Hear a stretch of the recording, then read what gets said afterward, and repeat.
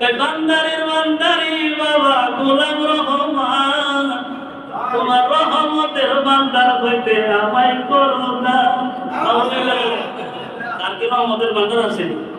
বান্দার কার রহমতের? আবার বই দুই কুলে সুলতান বান্দারি, দুই কুলে সুলতান, মানে হ্যাঁ দুনিয়াতেও সুলতান, আখিরাতেও সুলতান। অনেক গান আমাদের সমাজে আছে যে গানগুলো মানুষের ঈমানকে হরণ করে দেয়। কি খেলা খেলাইছো দয়াল রে দয়াল, খেলা দেখতে চমৎকার, মাটিতে মানুষ বানাইয়া মিলাইছো বাজার রে। কি খেলা খেলাইছো দয়াল রে।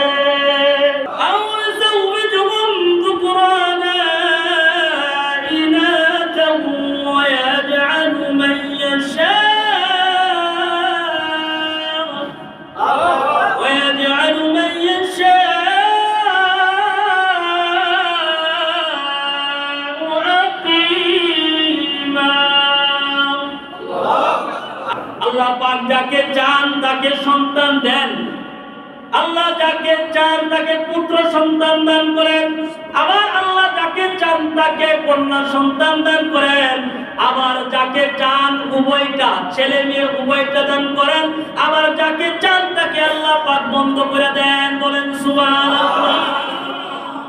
আল্লাহ যাকে চান তাকে সন্তান দেন, সেটা ছেলে হোক আর মেয়ে হোক দেয়, ছেলেও দেন মেয়েও দেন, আবার উভয়টাও দেন। আবার আল্লাহ তাআলা দেনও না। যারা রব্বানি, যারা হক্কানি, তাদের আরেকটা কাজ হচ্ছে বেশি বেশি কোরআনের তেলাওয়াত করা। সুবহানাল্লাহ বলেন। কারণ কোরআন শরীফ তেলাওয়াত করে কারা? যারা আল্লাহর সাথে বেশি কথা বলতে মন চায়, আল্লাহ তাআলার সাথে কথা বলার স্বাদ যাদের বেশি, এরা বেশি বেশি কি করে কোরআনে কারীম তেলাওয়াত করে। ওই যে বেশি কোরআন তেলাওয়াত করে সে আল্লাহ তাআলার সাথে কথা বলতে থাকে। সুবহানাল্লাহ। দেখবেন আপনার পীরে কোরআন শরীফ তেলাওয়াত জানে কিনা? অনেক পীর দুর্ভাগ্য কপাল পুরা রে। অনেক পীর আছে যে পীরের কোনদিন কোরআন শরীফের সূরাতুল ফাতিহা পর্যন্ত ঠিক মতো পড়তে পারে না। জোরে বলেন কথাটা ঠিক না? ওই যে দাদা ছিল পীর, পরে হইছে পুতে পীর, পুত জন্ম হয়ে গেছে তখন হইছে নাতি পীর, নাতি জন্ম হচ্ছে তখন পুতে হইছে পীর। এক লাগাতার পীরের বংশ পাইছে। এখন পীরের কোনো জুলা জানি যা আছে কিচ্ছু নাই। ঠিক না বেটি? অনেক পীরের কিচ্ছু নাই। দেখবেন আপনাদের যাওয়ার মতো কিছু নাই। পীরের দরবারে গেলে খালি হাতে, কেউ ফিরে না খালি হাতে, বাবারে তোর দরবারে। নাউযুবিল্লাহ বলেন। একমাত্র খালি হাতে ফিরে না একজনের দরবার, সেই দরবারের মালিকের নাম কি? আল্লাহ বলেন। আরেকটা অবস্থান হলো আমাদের সমাজে, যখন কোন সন্তান হয় না তখন সন্তানের জন্য পীরের কাছে যায়। বেশিরভাগ কিন্তু যায় পীরের কাছে যায়, পীরের কাছে চাইলে সন্তান দিব। নাউযুবিল্লাহ বলেন। আল্লাহ তাআলা বলেন, ইয়াখলুকু মা ইয়াশাউ ওয়া ইয়াহাবু লিমান ইয়াশাউ ওয়া ইয়াহাবু লিমান ইয়াশাউ যুকুর। এই আয়াতটাকে বন্ধ কিছু মানুষেরা আল্লাহর উপরে অভিযোগ করার জন্য একটা গান বানাইছে। নাউযুবিল্লাহ বলেন। গানটা তো আপনারা সবাই শুনছেন। গানটা বলার উদ্দেশ্য এই জন্য, আপনাদেরকে বোঝানোর জন্য যে আসলে এই গানগুলো ইসলামী শরীয়তের মানুষের ঈমানকে কতটুকু নষ্ট করে দিতেছে। এই গানগুলো মানুষদেরকে ঈমান হারা করে জাহান্নামের পথে নিয়ে যাইতেছে। এই জন্য শুধু এই গানটা আমি আপনাদের সামনে বলতেছি। গানটার যে প্রত্যেকটা কলি অসাধারণ, শুনলে আপনিও বিমুখ হয়ে যাবেন যে কি সুন্দর একটা গান। আসলে হুজুর এটার ভিতরে কিছু নাই, কিন্তু এটার ভিতরে অনেক কিছু রয়ে গেছে। তুমি কাউরে দিলা 10টা সন্তান, জায়গা সম্পদ নাই। তুমি কাউরে দিলা কোটি টাকা, একটা সন্তান নাই।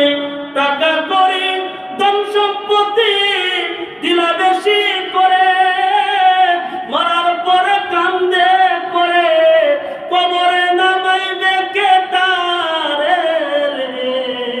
ঠিক আছে? হ্যাঁ, কি খেলা খেলাইছো দয়াল রে খেলা দেখতে চমৎকার, মাটিতে মানুষ বানাইয়া মিলাইছো বাজার রে, এই খেলা খেলাইছো দয়াল রে। ঠিক না বেটি?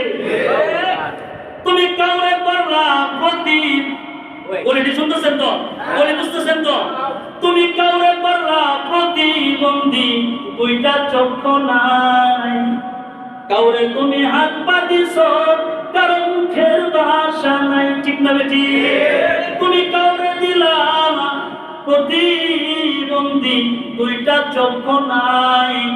কাউরে তুমি হাত পাতিছ, কারো মুখের ভাষা নাই। তুমি হাকিম হইয়া হুকুম করো, পুলিশ হইয়া করো, সর্প হইয়া দংশন করো, পূজা হইয়া যারো রে, কি খেলা খেলাইছো দয়াল। এখন আল্লাহ তাআলার উপরে এই গানের মাধ্যমে অভিযোগ আসলো কি আসলো না? বলেন। আল্লাহ কোরআনে বলছেন, আমার যাকে ইচ্ছা তাকে সন্তান, যাকে ইচ্ছা তাকে দেয় না। এটার উপরে সন্তুষ্ট থাকা একজন মুমিনের কাজ। ঠিক না বেটি? এখন গানটা যখন বানাইছে, তখন একজন মানুষ যখন যার সন্তান হয় না, রাত্রে যখন শুয়ে শুয়ে গানটা শুনবো, মনের মধ্যে দুঃখ আসবো কিনা? আসবে কিনা? হ্যাঁ, 10 তলা বিল্ডিং দিল, কে খাইবো? একটাও সন্তান নেই। ঠিক না বেটি? হ্যাঁ, আমার কবরে কেডা নামাইবো, মনের মধ্যে কষ্ট আসবে কি আসবে না? এই কষ্টটা এই গানের মাধ্যমে আসলো কিনা? অভিযোগ আসলো কিনা? হ্যাঁ, এই সমস্ত গান মানুষদেরকে আল্লাহ থেকে ছিন্ন করে দূরে সরাইয়া দেয়। এজন্য এই যে পীর গীতি, আউলিয়া গীতি, যে এই গানগুলো, এগুলো আমাদের বর্জন করতে হবে।